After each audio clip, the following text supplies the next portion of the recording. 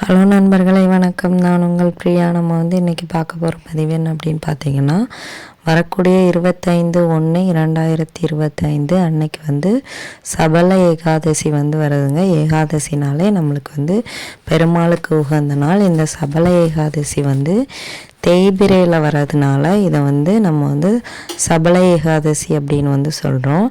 இது வாஸ்து பகவானுக்கு உரிய நாள் அன்னைக்கு, அதனால் இதை சபல ஏகாதசி அப்படின்னும் சொல்கிறோம். நீங்கள் இந்த பதிவு பார்க்குறீங்க அப்படின்னா மறக்காமல் வாஸ்து பகவானை போற்றிங்கிறத நம்மளோட கமெண்ட் பாக்ஸில் கமெண்டாக போஸ்ட் பண்ணுங்கள். அதுக்கு முன்னாடி நம்ம சேனலை நீங்கள் இது வரைக்கும் சப்ஸ்கிரைப் பண்ணாமல் பார்த்துட்டு இருந்தீங்க அப்படின்னா மறக்காமல் சப்ஸ்கிரைப் பண்ணி வச்சுக்கோங்க. நம்ம சேனல் க்ரோத் ஆகிறதுக்கு ஹெல்ப்ஃபுல்லாக இருக்கும். இப்போ வாங்க நம்ம பதிவுக்குள்ளே போகலாம்.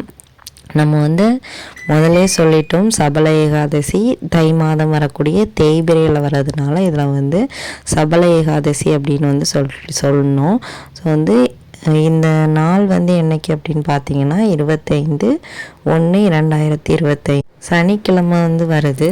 அன்னைக்கு நம்மளுக்கு நம்ம செய்யக்கூடிய இந்த ஒரு எளிய பரிகாரம் நம்மளுக்கு நிறைய நன்மைகளை கொண்டு சேர்க்கும். அன்னைக்கு வாஸ்து பகவான் கண் விழித்து இருக்கக்கூடிய நாள். அதனால உங்களுக்கு வீடு வாங்குகிற யோகம், நிலம் வாங்குகிற யோகம் இந்த மாதிரி நிறைய வரலாம். அதற்காக நீங்கள் இந்த ஒரு தீப வழிபாடை மட்டும் செஞ்சீங்க அப்படின்னா கட்டாயமாக அதற்குரிய பலன்கள் உங்களுக்கு கிடைக்கும். கண்டிப்பாக வீடு வாங்கணும், இடம் வாங்கணும்னு நினச்சிருக்கிறவங்க இதை நம்பிக்கையோடு செஞ்சு பாருங்கள். இது இதுக்கு நம்மளுக்கு என்ன தேவை அப்படின்னு பார்த்தீங்கன்னா, இந்த ஒரு இலை தான் தேவை. இந்த இலை பச்சையாக கிடைச்சிது அப்படின்னா ரொம்ப நல்லது. கிராமத்து சைடில் கிடைக்கும். இதுக்கு பேர் பேய் மிரட்டி இல்லை அப்படின்னா பெருந்தும்பை அப்படின்னு சொல்லுவாங்க. நாட்டு மருந்து கடைகள்லையும் இது கிடைக்கும். ஆனால் காய்ந்து போய் கிடைக்கும். அங்கே நம்ம எப்படி கேட்கணும் அப்படின்னு பார்த்தீங்கன்னா, லக்ஷ்மி குபேர மூலிகை அப்படின்னு கேட்கணும். ஸோ இந்த பேய் மிரட்டின்னு ஏன் இதுக்கு பேர் வந்தது அப்படின்னா, முன்னோர் காலத்துலலாம் கிராமத்து சைடில் இந்த கெட்ட சக்திகளை இது அழித்து நல்ல ஒரு இப்போ மனிதர்களுக்கு இடையே இருக்கக்கூடிய அந்த கெட்ட சக்திகளை எடுத்துட்டு இது ஒரு நல்ல எண்ணங்களை, எதிர்மறையான அந்த சக்திகளை எடுத்துட்டு நேர்மறையான இதை நம்மளுக்கு தரணும். அதனால் இதை வீட்டில் வச்சு வளர்க்கக்கூடாது.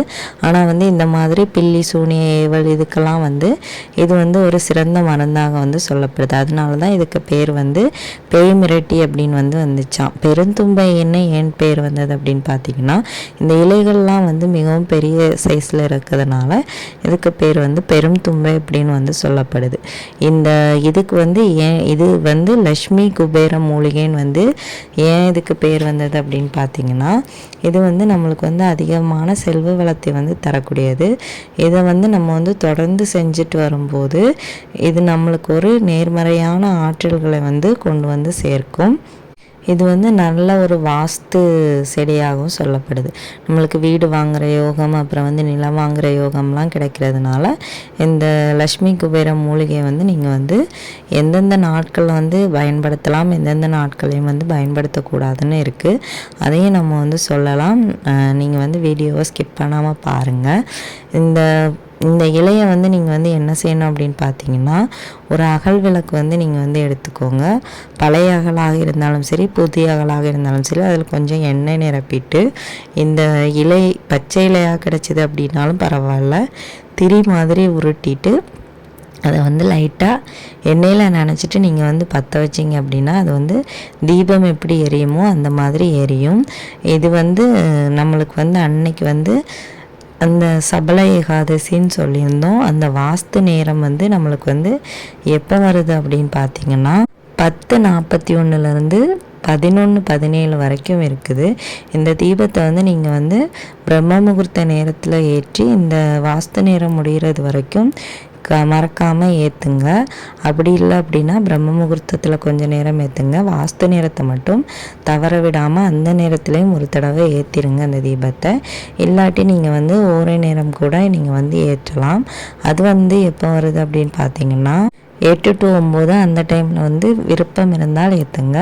இந்த சபல ஏகாதசி நம்ம சொன்னோம். இந்த ஏகாதசி நேரம் மாலை 7 11 வரைக்கும் இருக்குது. ஸோ அப்போ வரைக்கும் கூட நீங்கள் வந்து இந்த தீபத்தை வந்து தொடர்ந்து அது வந்து அணையாமல் நீங்கள் வந்து ஏற்றிட்டே இருந்தீங்க அப்படின்னாலும் அதற்குரிய பலன்களை வந்து நீங்கள் வந்து பெற முடியும். ஏகாதசினாலே பெருமாளுக்கு உகந்த நாள். கடவுள்கள்லேயே பணக்கார கடவுள் பெருமாள் தான் உங்கள் எல்லாருக்குமே தெரியும். உங்களுக்கு அது மீதமான பண கஷ்டம் இருந்தது அப்படின்னாலும் நீங்கள் வந்து பெருமாளுக்காகவும் இந்த தீபத்தை வந்து ஏற்றலாம். இதை வந்து என்னைக்கெல்லாம் ஏற்றலாம் அப்படின்னு பார்த்தீங்கன்னா, இந்த மாதிரி ஏகாதசி திதிகளில் வந்து ஏற்றலாம். அப்புறம் வந்து இந்த உங்கள் வீட்டில் வந்து சண்டை சச்சரவு வந்து அதிகமாக இருக்குது, ரொம்ப கணவன் மனைவிக்குள்ளே பிரச்சனையாக இருக்குது அப்படின்னா சனிக்கிழமைகளில் வந்து நீங்கள் வந்து இந்த தீபத்தை வந்து தொடர்ந்து வந்து ஏற்றிட்டு வரலாம். ஒவ்வொரு வாரமும் வரக்கூடிய சனிக்கிழமையில் வந்து ஏற்றலாம்.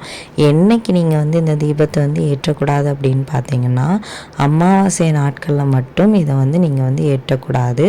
அதுக்கப்புறமா உங்கள் வீட்டில் வந்து இந்த பில்லி சூனிய ஏவல் பிரச்சனை இருக்குது, கண் திருஷ்டி அதிகமாக இருக்குது, அதனால் வந்து குடும்பத்தில் ரொம்பவும் பிரச்சனைகள் இருக்குது அப்படின்னாலும் அது வந்து உங்களுக்கு தெரிய வரும் பட்சத்தில் நீங்கள் வந்து இந்த தீபத்தை வந்து கண்டிப்பாக ஏற்றக்கூடாது. மற்ற மாதிரி முதல்ல சொன்ன மாதிரி அமாவாசை நாள்லையும் ஏற்றக்கூடாது. அதை மட்டும் நல்லா மைண்டில் வச்சுக்கோங்க. ஏகாதசி திதியிலலாம் நீங்கள் வந்து இந்த தீபத்தை வந்து ஏற்றலாம். சனிக்கிழமையும் தொடர்ந்து வந்து ஏற்றலாம். மற்ற மாதிரி வேறு ஒரு பிரச்சனையும் கிடையாதுங்க. கண்டிப்பாக இந்த லட்சுமி குபேரர் திரி வந்து நாட்டு மருந்து கடைகளெல்லாம் கிடைக்கும். மறக்காமல் வாங்கி அன்னைக்கு வந்து ஏற்றி உங்களோட வழிபாடை வந்து செய்யுங்க. கட்டாயமாக நல்ல பலன் கிடைக்கும். நம்பிக்கையோடு செய்யுங்க. இந்த பதிவு வந்து உங்களுக்கு வந்து உபயோகமாக இருக்குன்னு நினைக்கிறேன். உபயோகமாக இருந்தது அப்படின்னா லைக் பண்ணுங்கள்.